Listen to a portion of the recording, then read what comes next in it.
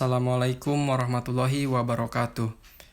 Dalam video ini, saya Panji Dwi Prayoga dan teman saya Febrio Elvianta dari kelompok 3C akan mempresentasikan tentang negara Kamboja. Sebelum masuk ke materi, sedikit akan saya jelaskan apa saja yang akan dibahas dalam video ini. Yang pertama, kita akan membahas tentang sejarah negara Kamboja. Kemudian yang kedua, sistem pemilihan umum negara Kamboja. Lalu, partai politik dan sistem kepartaian negara Kamboja. Kemudian ada sistem pemerintahan negara Kamboja. Selanjutnya ada administrasi negara dan desentralisasi negara Kamboja. Dan yang terakhir, militer dan media negara Kamboja. Langsung saja, mengenai sejarah negara Kamboja, pasti tidak terlepas dari yang namanya kerajaan, seperti kerajaan Khmer dan Angkor. Kerajaan Angkor membentang dari bagian selatan Laos, melintasi delta Mekong, hingga bagian selatan Thailand. Kekaisaran kerajaan Angkor mampu bertahan hingga tahun 1431, di mana kerajaan Angkor jatuh ke tangan Siam. Sedangkan bila dibandingkan dengan zaman keemasan dari kerajaan Khmer, kerajaan Khmer kehilangan sebagian besar kekuatan dan wilayah regionalnya akibat dari ancaman eksternal yang berkelanjutan oleh Siam dan Champa, atau yang sekarang lebih dikenal sebagai Vietnam. Hal ini tentunya membuat Raja Kamboja mencari bala bantuan dengan salah satunya menandatangani perjanjian protektorat dengan Prancis pada bulan Agustus tahun 1863 untuk menangkis Siam dan Vietnam. Setelah itu, Prancis memproklamasikan Union Indochinoise atau Persatuan Indochina yang terdiri dari Kamboja serta 3 wilayah konstituen Vietnam, yaitu Tonkin, Annam, Chokin, Cina. Sejak 1897, kepala pejabat kolonial Kamboja yang bertanggung jawab kepada Gubernur Jenderal Prancis dan ditunjuk oleh Kementerian Kelautan dan Koloni di Paris adalah seorang jenderal residen yang memerintah di bawah otoritas nominal Raja Kamboja. Kegiatan perbudakan hutang dan pola kepemilikan tanah feodal pun dihapuskan oleh Prancis pada tahun 1884. Namun, pada tahun 1913, sebuah dewan konsultif dibentuk dan para elit Khmer lama yang masih menguasai pedesaan juga Prancis memungut pajak dengan lebih efisien di tahun tersebut. Sementara itu, orang asing mendominasi sektor ekonomi yang lebih maju dan birokrasi kolonial pun berkembang pesat, di mana warga negara Prancis memegang posisi tertinggi dan bahkan sampai ke posisi terendah dalam birokrasi Kamboja. Sehingga dominasi Prancis dalam perpolitikan di negara Kamboja akan saat itu sangat kental.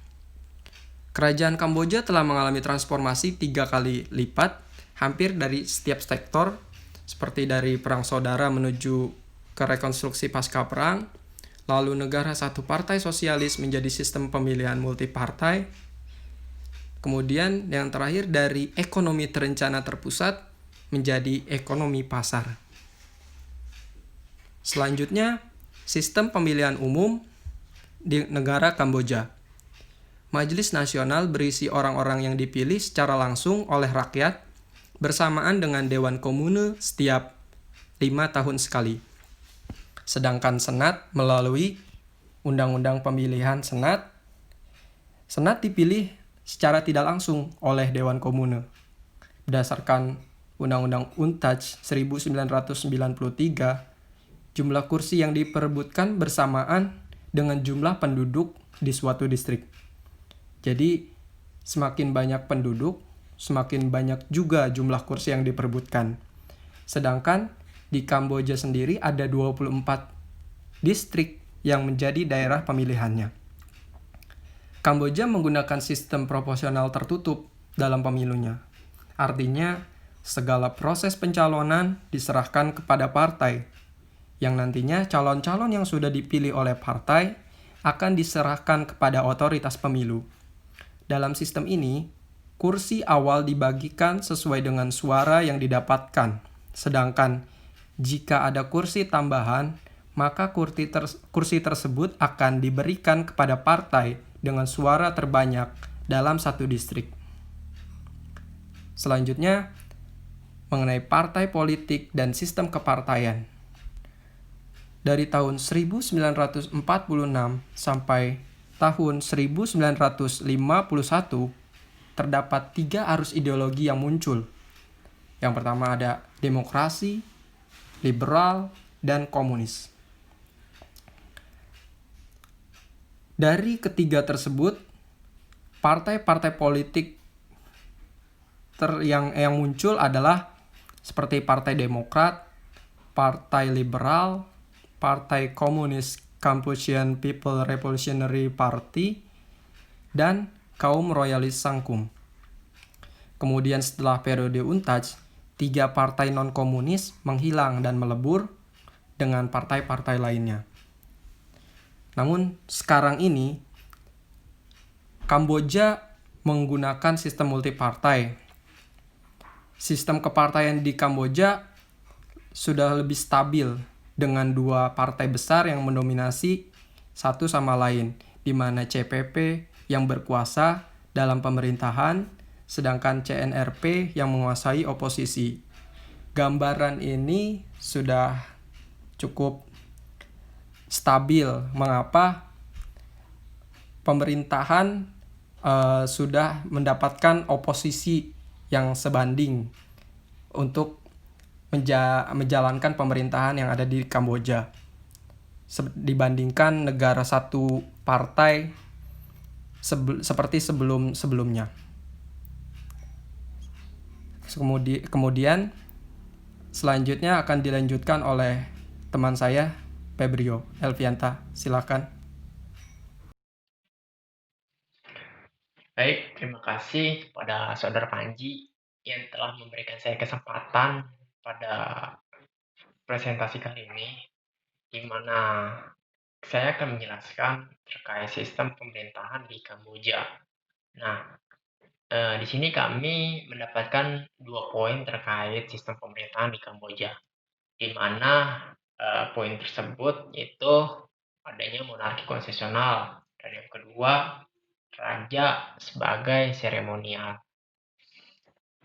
Sebetulnya monarki konstitusional itu sebetulnya kekuasaan eksekutif pemerintah itu terletak pada raja dan dewan menteri yang dipimpin oleh perdana menteri, dan juga kekuasaan monarki konstitusional itu sebetulnya sebuah bentuk negara yang masih dibilang dalam kategori monarki.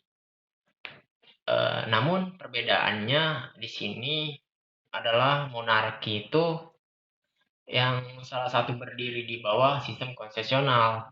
Nah, Kamboja sebagai salah satu negara kesatuan dengan masyarakat dan negaranya itu mengakui bahwa raja atau kaisar gitu sebagai pimpinan di kepala negaranya tersebut.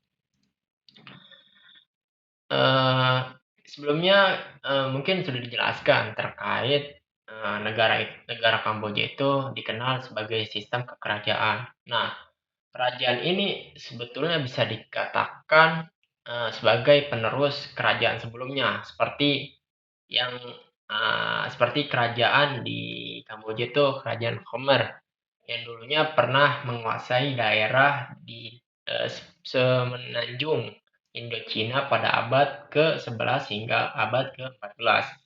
Nah, ini sangat berbeda gitu dengan monarki konstitusional modern yang saat ini sedang dipakai di negara-negara lain, itu menggunakan konsep trias politika yang terkenal dengan sebutan 3 serangkai.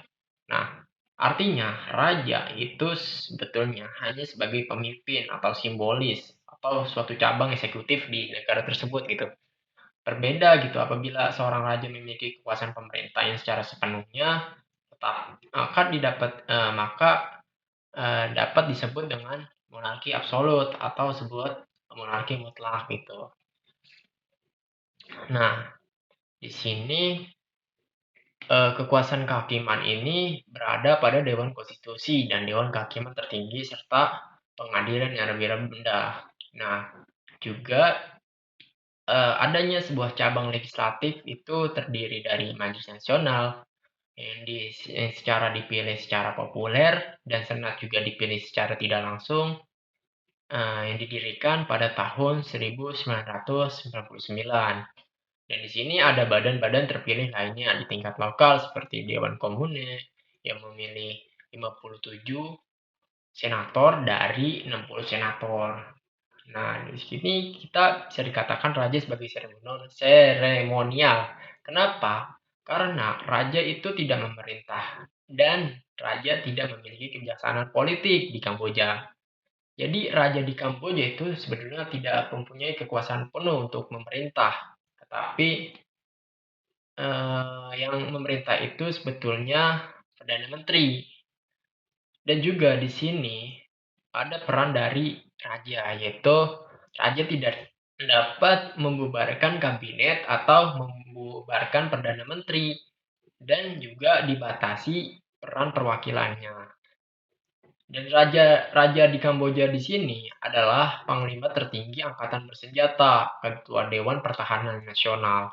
Dan juga raja bisa menandatangani tagihan menjadi undang-undang, bisa menandatangani perjanjian nasional, internasional, menunjuk pemerintah, duta besar, hakim, dan pejabat sipil dan perwira militer. Dan atas nama pemerintah nasional mengumumkan keadaan perang dan keadaan darurat. Seperti itu.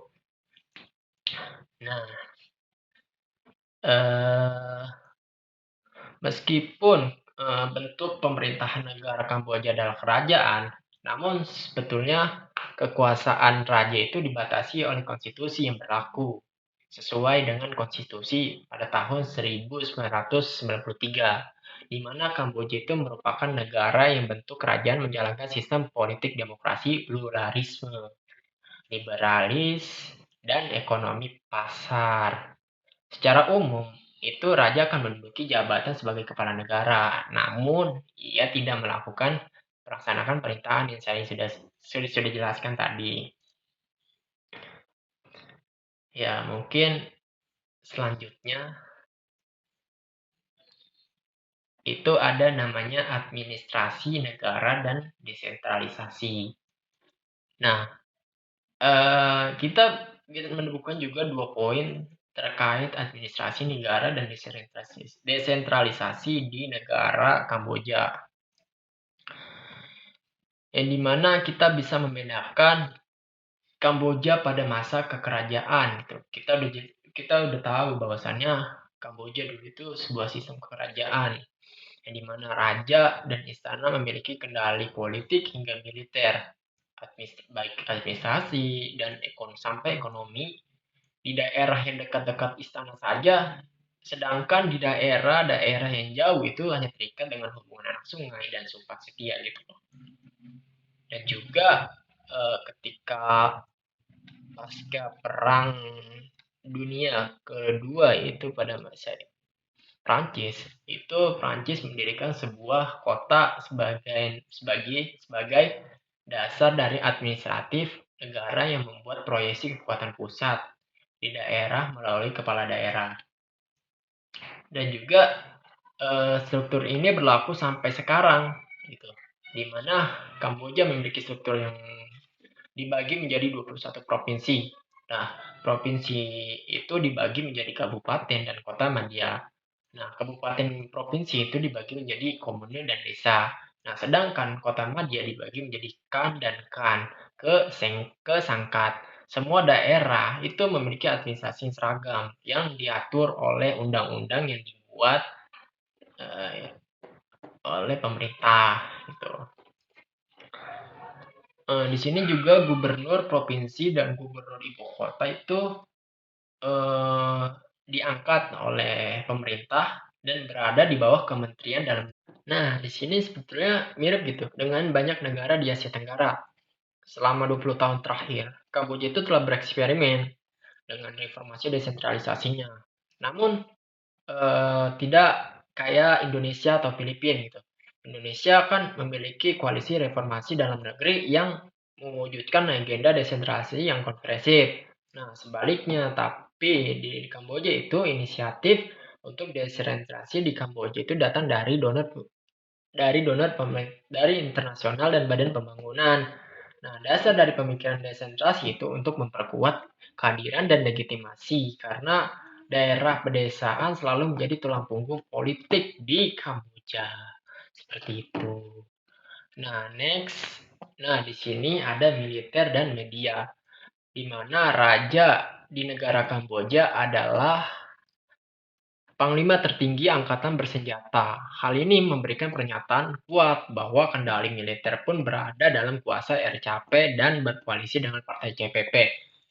Jadi, di negara Kamboja itu rajanya itu sebagai pimpinan atau sebuah panglima tertinggi dalam angkatan bersenjata seperti polisi militer dan yang lain-lain gitu.